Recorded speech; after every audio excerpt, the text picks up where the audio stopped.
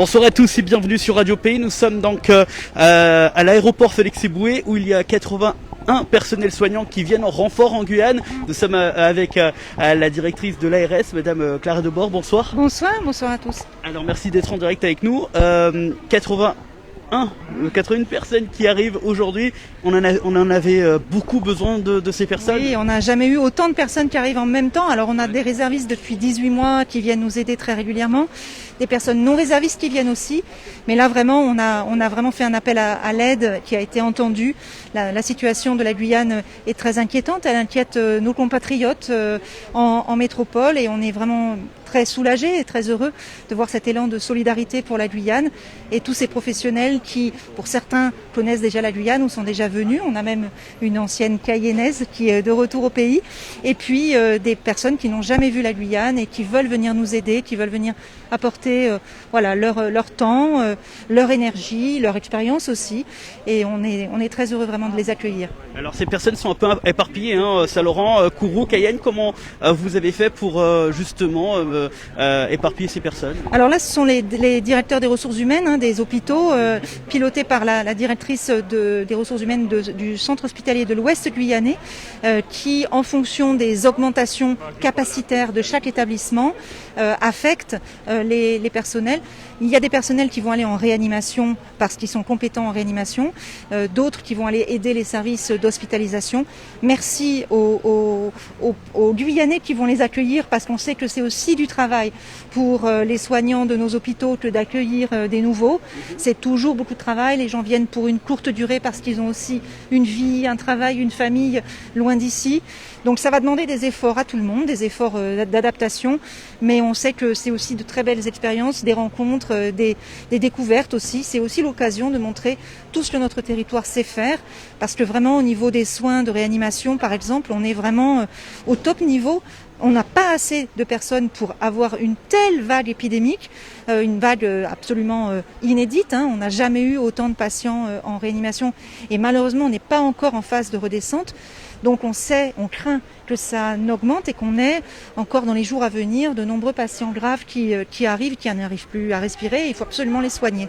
Donc merci vraiment à tous, à la fois ceux qui sont là et qui vont les accueillir et à la fois tous ceux qui arrivent, qui vont se reposer ce soir et dès demain seront en service. Alors dernière question, vous me parlez de durée justement. Est-ce que la durée c'est en fonction de nombre de personnes en réanimation qui vont baisser ou ils ont une durée limitée non, déjà? Vraiment, on fait des appels sur des durées forcément courtes parce que sinon on n'a pas de volontaires.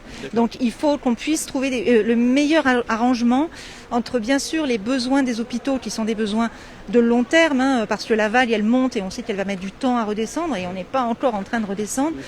Mais pour pouvoir dégager des infirmiers, des aides-soignants de leurs services, de leurs familles, de leurs enfants, eh bien on ne peut pas leur demander d'être disponible tout de suite comme ça immédiatement pour les 2 mois qui viennent. Donc on est obligé de faire des compromis et le compromis ce sont des rotations et puis ce sont aussi des activités qui sont très fatigantes. Arriver à 7000 km de chez soi, dans un hôpital qu'on ne connaît pas et tout de suite avoir en charge des patients parfois très lourds, ça peut être très stressant, puis c'est un travail jour, nuit, enfin c'est quand même très fatigant. Et donc voilà, on a trouvé que le meilleur arrangement c'est des durées de 15 jours avec toujours la possibilité pour ceux qui se sentent encore en forme et qui peuvent continuer de demander à prolonger. Et dans ces cas-là, on modifie le vol retour et les personnes elles restent un peu plus longtemps avec nous. On a des expériences, j'en rencontre souvent dans les hôpitaux, de gens qui ont découvert la Guyane à travers ces missions-là. J'ai discuté notamment avec une aide-soignante du CHOG l'autre jour qui est sur la cellule Covid et qui m'a dit avoir découvert la Guyane à travers une mission de la réserve sanitaire l'année dernière, qu'elle a adoré et qu'elle a décidé de poser sa candidature.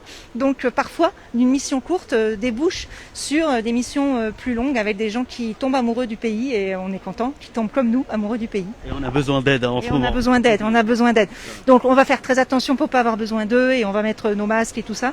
Mais on sera là pour soigner toutes les personnes qui ont besoin. Parfait. Merci beaucoup Madame Debord. On va enchaîner avec une dame justement qui est venue pour l'occasion. Alors attendez, Un petit peu plus petite que moi. Voilà, je sais.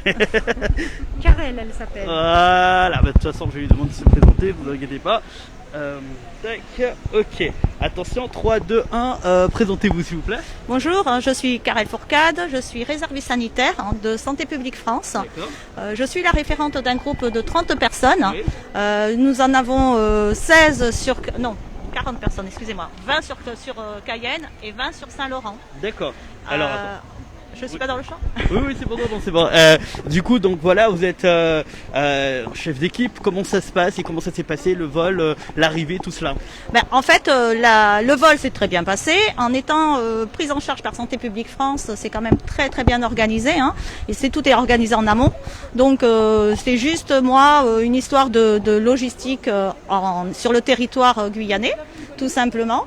Mais comme disait Madame Debord, les cadres des centres hospitaliers m'ont bien aidé déjà en amont pour pouvoir accueillir ces réservistes dans de très très bonnes conditions et pouvoir en plus qu'ils ne soient pas stressés avant leur prise de poste, parce que ce sont quand même des postes techniques. Donc si on pouvait enlever le stress avant leur prise de poste, c'est déjà très très important pour eux pour pouvoir travailler en toute sérénité. Et les cadres de soins travaillent beaucoup dans ce sens et je les remercie énormément. Alors excusez-moi, je ne me rappelle pas dans quelle commune vous êtes affecté?